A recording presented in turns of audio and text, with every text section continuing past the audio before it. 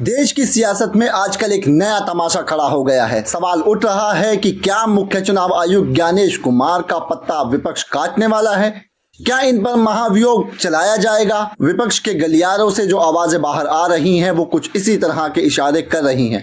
जैसे पहले राजीव कुमार बचकर निकले थे, क्या वैसी ही अग्नि परीक्षा अब ज्ञानेश कुमार के सामने खड़ी है? दरअसल परसों की प्रेस कॉन्फ्रेंस में ही ये साफ हो गया था कि साहब अपनी कुर्सी पर भले ही बैठे हैं मगर इस कुर्सी का बोझ झेल पाने की हैसियत शायद उनके पास नहीं है। लोग पूछ रहे हैं कि क्या ज्ञानेश कुमार वाकई राहुल गांधी के खिलाफ कानूनी कार्यवाही कर सकते हैं? धमकी तो दी गई है, लेकिन सवाल यह है कि धमकी देने से कोई सिंहासन के योग्य नहीं हो जाता। इधर उपराष्ट्रपति पद पर मोदी शाह को धनखड़ मिले थे। अब चर्चा है कि उनसे भी खराब हालत में ये नए उपराष्ट्रपति पहुंचे हैं और इस सब के बीच सबसे कमजोर बात यह है कि वही कानून, वही जुगाड़, वही सेफ्टी नेट जिसका इस्तेमाल पहले किया गया था आज फिर चर्चा में है। कहते हैं ना, चोर की दाढ़ी में तिनका, जो डरता है वही पहले से सारे बचाव के रास्ते बना लेता है। मोदी शाह ने चुनाव आयोग के अफसरों को बचाने के लिए कौन सा तिनका छुपा रखा है, ये सवाल भी जनता पूछ रही है। और उधर एक नया मोड़ तब आया जब वित्त मंत्री निर्मला सीतारमण के पति परकला प्रभाकर, जो खुद बड़े नामी अर्थशास्त्री हैं, उन्होंने भी चुनाव आयोग की निष्पक्षता और चुनावी प्रक्रिया पर गंभीर सवाल उठा दिए हैं और जनता से अपील की है कि आंख मूंदकर भरोसा मत करिए। अब ये थोड़ी अजीब बात तो जरूर है कि सरकार की घर की ही आवाज सरकार के खिलाफ गूंज रही है, जैसे घर का दरवाजा तो बंद हो लेकिन खिड़की से बाहर का हल्ला सुनाई दे रहा हो। अब आते हैं उस महाभियोग की प्रक्रिया पर जिसके नाम से ही नेताओं की रगों में करंट दौड़ जाता है। मुख्य चुनाव आयुक्त को केवल साबित कदाचार या अक्षमता पर हटाया जा सकता है। इसके लिए लोकसभा में कम से कम 100 और राज्यसभा में 50 सांसदों का समर्थन चाहिए। फिर सुप्रीम कोर्ट या हाई कोर्ट के जजों की समिति बैठेगी, रिपोर्ट आएगी और फिर संसद में 2/3 बहुमत चाहिए। उसके बाद फाइल राष्ट्रपति के पास जाएगी। राष्ट्रपति चाहे तो माने, चाहे तो टाल दे। याद कर लीजिए, जब करोड़ों मुसलमानों ने राष्ट्रपति से गुहार लगाई थी कि वक्फ संशोधन कानून पर सुन तो लीजिए, तब राष्ट्रपति के पास टाइम नहीं था, बिना सुने दस्तखत कर दिया। अब वही राष्ट्रपति इस महाभियोग पर जनता की आवाज सुनेगी या नहीं, इसका अंदाजा आप खुद लगा सकते हैं। यानी साफ है कि प्रक्रिया लंबी है, मुश्किल है और बीच में राष्ट्रपति भवन की चाय सबसे बड़ा अवरोध है। विपक्ष चाहे इस लड़ाई को जीत जाए या ना जीत पाए, लेकिन छीछा लेदर तो जरूर हो जाएगी। और सच कहें तो ज्ञानेश कुमार जी पहले से ही उस छीछा लेदर की धूप सेक रहे हैं। वैसे जनता का एक और सवाल गूंज रहा है, पूर्व उपराष्ट्रपति जगदीप धनखड़ आखिर कहां गायब हो चुके हैं? पूरे देश में उनकी तलाश चल रही है। जनता पूछ रही है, वो जनता के बीच क्यों नहीं दिख रहे हैं? किस बात का डर है? शायद वही डर जो हर उस इंसान को घेर लेता है जिससे कुर्सी तो पकड़ ली मगर जिम्मेदारी निभाने की ताकत नहीं थी। तो कहानी यहां खत्म नहीं होती है। असली मजा तो आने वाले वक्त में है, क्योंकि चाहे ज्ञानेश कुमार टिके रहे या हटा दिए जाएं, दोनों ही हालत में उनकी कुर्सी से ज्यादा उनकी साख हिल चुकी है। राजनीति में यही सबसे बड़ा महाभियोग होता है, जनता के बीच हंसी का पात्र बन जाना। नई दिल्ली की सियासी हलचल इन दिनों कुछ ज्यादा ही दिलचस्प और मजेदार हो गई है। जरा सोचिए, देश का पूर्व उपराष्ट्रपति अपमान का घूंट पीता रह गया और गोदी मीडिया ने सवाल तक नहीं उठाया, मगर वही मीडिया फूले नहीं समा रहा है कि मोदी सत्ता में महाराष्ट्र के उपराज्यपाल को अब उपराष्ट्रपति बनाने का फैसला कर लिया है। और ये वही महाशय हैं सीपी राधाकृष्ण, जो झारखंड के राज्यपाल रहते हुए मुख्यमंत्री हेमंत सोरेन को गिरफ्तार कराने वाले खेल में चर्चित रहे हैं। कोर्ट ने कहा सबूत नहीं है, जमानत दे दी और सोरेन ने 6 महीने की जेल काट ली, जैसे किसी टीवी शो का गेस्ट अपीयरेंस हो। और जब वो बाहर निकले तो झारखंड की सियासत का आधा गुस्सा राज्य भवन पर निकल गया। अब जरा सोचिए, वही शख्स उपराष्ट्रपति बनने जा रहा है और राज्यसभा चलाने का जिम्मा भी उसके पास होगा। विपक्ष बोलेगा तो कितना सुना जाएगा, इसका अंदाजा आप खुद लगा सकते हैं। लोग तो कह रहे हैं मोदी शाह को दूसरा धनखड़ मिल गया है, बल्कि शायद उससे भी बवाल टाइप वर्जन।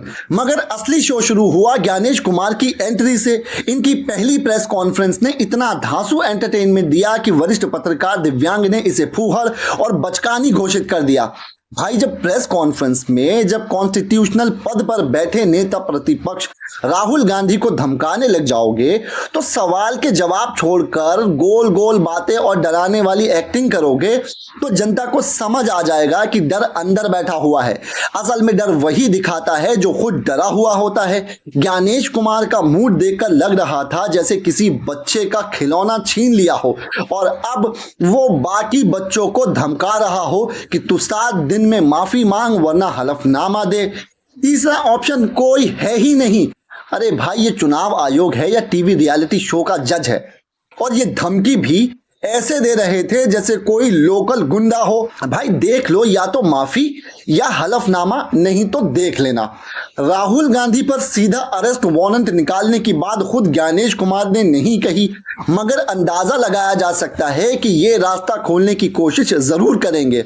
सवाल यह है कि क्या दिल्ली पुलिस वाकई नेता प्रतिपक्ष को गिरफ्तार करने की हिम्मत दिखा पाएगी या फिर सिर्फ टीवी पर धमकाने से ही काम चला लेंगे। ज्ञानेश कुमार पर जनता का शक और गहराता जा रहा है क्योंकि सवालों के जवाब देने की बजाय उनका लहजा मुंह घुमा घुमा कर डराने वाला है। लेकिन जनता अब मजाक बनाने लगी है कि चुनाव आयोग दरअसल केचुआ आयोग बन चुका है जो बस रेंगता है कभी इधर कभी उधर, और असली ताकत उसके पीछे बैठी मोदी शाह की है। अब जनता पूछ रही है कि क्या केचुआ आयोग राहुल गांधी जैसे नेता को धमकाकर क्या साबित करना चाहता है कि साहब वोट चोरी के आरोप ने इनके सीने में सचमुच छेद कर दिया है, या फिर ये सारा ड्रामा सिर्फ अपनी औकात दिखाने के लिए। आखिर में मामला यही है, केचुआ डरा हुआ है और जब इंसान अंदर से डरा हुआ होता है तो बाहर से दूसरों को डराने की कोशिश करता है।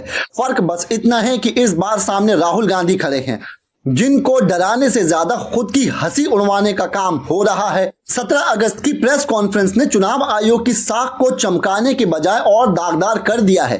पहली बार किसी चीफ इलेक्शन कमिश्नर को इस कदर गुस्से में देखा गया है। ज्ञानेश कुमार की आंखों में लाली थी, नाक फूली हुई थी और सवाल पूछते पत्रकारों को डांटने लगे। एक पत्रकार से तो यहां तक कह दिया भाषा ठीक रखो, लेकिन अपनी ही भाषा की मर्यादा भूल गए। प्रेस कॉन्फ्रेंस का पूरा माहौल ऐसा लग रहा था जैसे कोई टीचर क्लास में बच्चों से नाराज होकर कह रहा हो कि चुप रहो वरना बाहर निकाल दूंगा। राहुल गांधी पर बिना नाम लिए हमला करते हुए बार बार धमकी दी कि 7 दिनों में माफी मांगो या हलफनामा दो। राहुल गांधी ने उसी समय जवाब दिया कि भाई साहब मैं सांसद हूं, संविधान की शपथ ली है, मेरा हर शब्द ही हलफनामा है। यानी हलफनामे का जवाब भी हलफनामे से ही मिल गया। मगर प्रेस कॉन्फ्रेंस में जो सबसे बड़ा ड्रामा हुआ वो था ज्ञानेश कुमार का अचानक उठकर जाना। होस्ट अभी सवाल ले ही रहा था कि ज्ञानेश जी ने मानो टीवी का रिमोट बंद कर दिया और कह दिया बस अब मुझसे सवाल मत पूछो। देखने वालों को ऐसा लगा मानो कोई क्रिकेट का मैच हो और एम्पायर बॉलिंग शुरू होने से पहले ही स्टंप समेटकर घर चला जाए। जनता का रिएक्शन साफ था, वो जो रायता समेटने आए थे और ज्यादा फैला गए। प्रेस कॉन्फ्रेंस खत्म होते ही राहुल गांधी और अखिलेश यादव दोनों ने उन पर सीधा हमला बोल दिया। राहुल गांधी ने ऐलान किया कि अगली रैली में वो हर सवाल का चुन चुन कर जवाब देंगे। उधर अखिलेश यादव जो सबूतों की फाइल लेकर खड़े हो गए और सीधे कह दिया कि जिन बातों को चुनाव आयोग ने झूठा बताया वही तो असली सबूत है। सवाल ये उठता है कि क्या एक चीफ इलेक्शन कमीशन झूठ बोल सकता है, और अगर बोल सकता है तो निष्पक्षता की गारंटी किससे मिलेगी? कोर्ट ने भी इस पर शिकंजा कस दिया है। उत्तराखंड हाई कोर्ट के जस्टिस रविंद्र मैथानी ने साफ कहा कि चुनाव लोकतंत्र की रीढ़ है और वोट की कीमत होती है। पुष्पा नेगी नाम की महिला ने याचिका दायर कर दी थी कि चुनाव प्रक्रिया पर भरोसा नहीं रहा। कोर्ट ने कहा कि चुनाव स्वतंत्र और निष्पक्ष होने चाहिए, लेकिन यह आयोग तो उल्टा केचुआ की तरह चलता दिख रहा है। अब बड़ा सवाल यह है कि ज्ञानेश कुमार इतने चिंतित क्यों हैं? शायद इसलिए कि 2023 में मोदी और शाह ने नया जुगाड़ निकाला। उस कानून के बाद चुनाव आयुक्तों के खिलाफ किसी भी कोर्ट में केस दर्ज नहीं हो सकता, यानी जो चाहे कर ले, कोई हाथ नहीं डाल सकता। इस सुविधा का नाम है VIP protection package. Rahul Gandhi ने औरंगाबाद में जमकर हमला बोला और पूछा कि जब मुझसे हलफनामा मांगा जा रहा है तो भाजपा नेता से क्यों नहीं मांगा जा रहा है?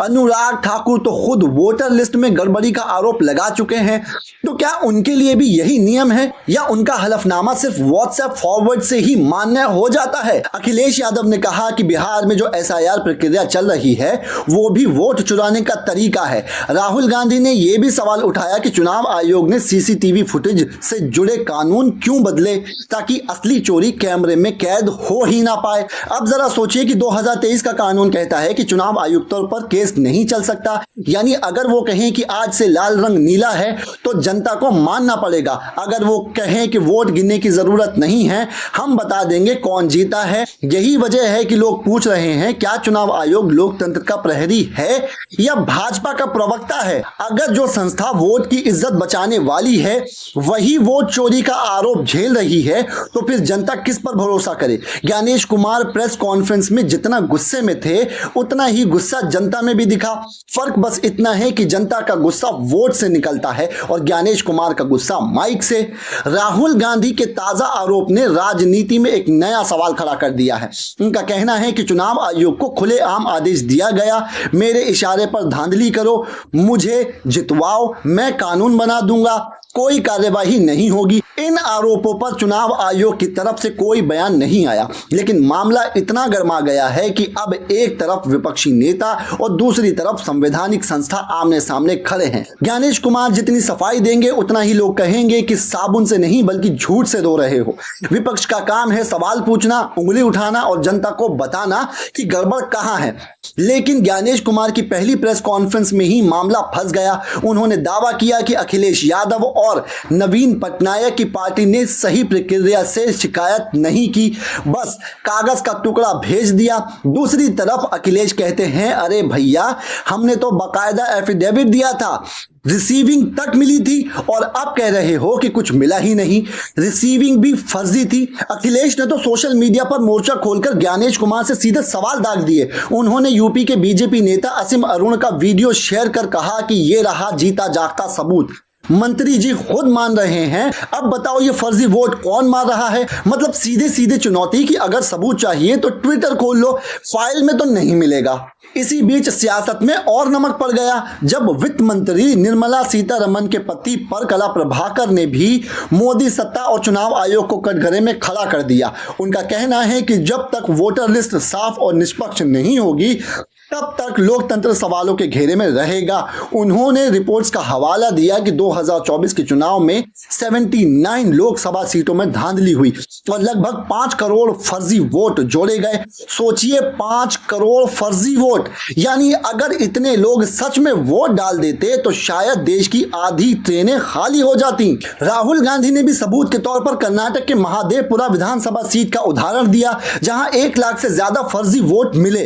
अब सलाह यह है कि 1 लाख फर्जी वोटरों को बैठाने के लिए स्टेडियम चाहिए या चुनाव आयोग के ऑफिस में लंबी बेंच। ज्ञानेश कुमार ने डिजिटल वोटर लिस्ट देने से साफ इनकार कर दिया और सुप्रीम कोर्ट का हवाला देकर कहा कि इससे निजता का हनन होगा। लेकिन प्रशांत भूषण सामने आकर बोले, भाई साहब सुप्रीम कोर्ट ने ऐसा कुछ नहीं कहा है, आपने खुद ही अपनी बात सुप्रीम कोर्ट के मुंह में डाल दी है, यानी सुप्रीम कोर्ट का नाम लेकर खुद ही जज बन बैठे हैं। ये वही वाली बात हुई, अम्मा ने मना किया है और अम्मा से पूछो तो अम्मा कहें मैंने कब मना किया। बात और भी दिलचस्प तब हो गई जब बिहार में 65 लाख वोटरों की लिस्ट छिपाई गई।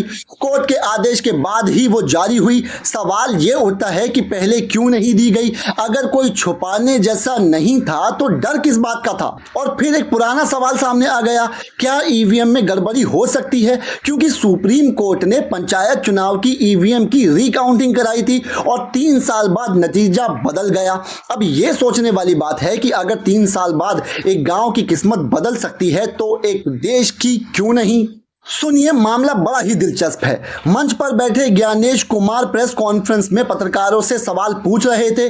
तमाम पत्रकार मौजूद थे मगर चुप्पी ऐसी जैसे किसी ने कान में रुई डाल रखी हो। एक तरफ बार बार वही पुराना राग, ईवीएम बिल्कुल साफ पाक है, कोई छू भी नहीं सकता, जैसे मंदिर की मूर्ति हो, और दूसरी तरफ सुप्रीम कोर्ट में वही ईवीएम पकड़ी जाती है जिसमें हारा हुआ जीत जाता है और जीता हुआ हार जाता है।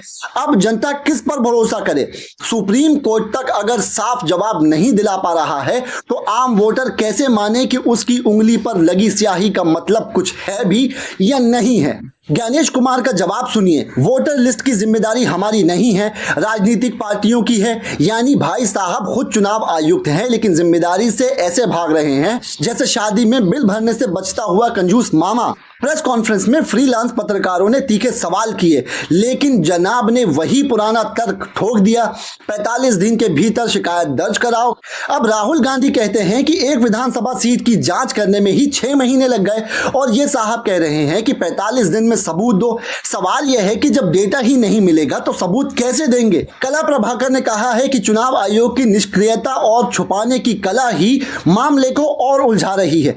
विपक्षी दलों ने जब फॉर्म 70C को सार्वजनिक करने की मांग की थी तो चुनाव आयोग ने साफ इनकार कर दिया। अब सोचिए, वोटिंग के बाद एजेंटों को जो फॉर्म मिलता है वो पब्लिक नहीं करोगे तो पारदर्शिता कहां से आएगी? बीजेपी की तरफ से यह बचाव किया गया कि कानून इसकी इजाजत नहीं देता।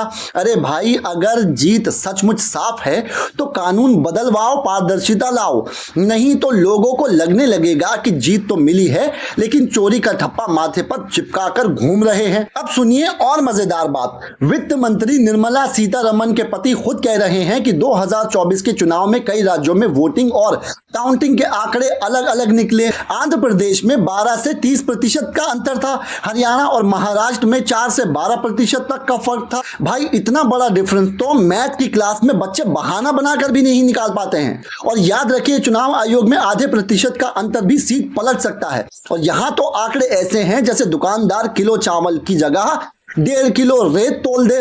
पूर्व मुख्य निर्वाचन आयुक्त SY कुरैशी तक इस बात को सुनकर हैरान हैं। उन्होंने साफ कहा कि उनके कार्यकाल में इतनी बड़ी गड़बड़ी कभी नहीं देखी गई। अब सवाल यह है कि तकनीक वही, प्रक्रिया वही, तो नतीजे में इतना अंतर क्यों आ रहा है? देश का आम आदमी समझ नहीं पा रहा है कि लोकतंत्र बचा है या सिर्फ उनके नाम पर मखौल हो रहा है। क्योंकि जब जिम्मेदार लोग कहते हैं कि हमारी कोई जिम्मेदारी नहीं है तो फिर जनता का मन करता है कि कहे, भाई अगर जिम्मेदारी नहीं लेनी थी तो कुर्सी क्यों संभाली थी? घर बैठकर पपीते छीलते रहते।